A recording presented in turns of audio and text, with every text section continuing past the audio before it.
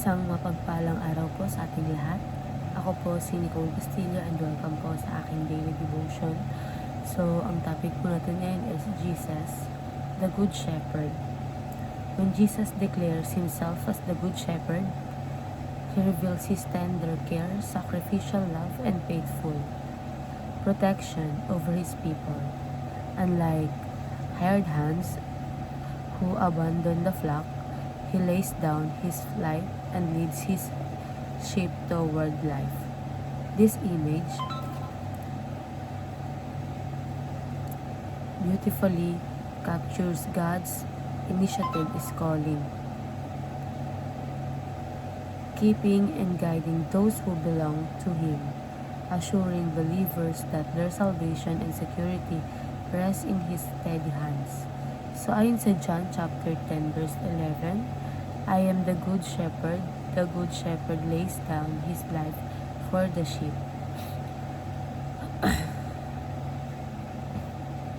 So, ayon po sa ating katuruan, sinasabi po ito na the shepherd gives, Jesus died for us. Si Jesus ay parang mabuting pastol na nagbigay ng kanyang buhay para sa atin.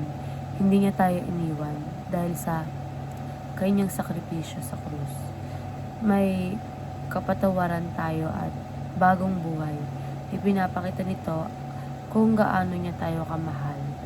And the shepherd guides, Jesus leads us.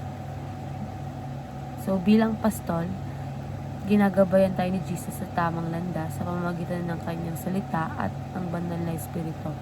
Tinuturo niya kung ano ang tama at makabuti para sa atin, lalo na kapag nalilito o nahihirapan tayo sa buhay. And next is the shepherd guards, Jesus protects us.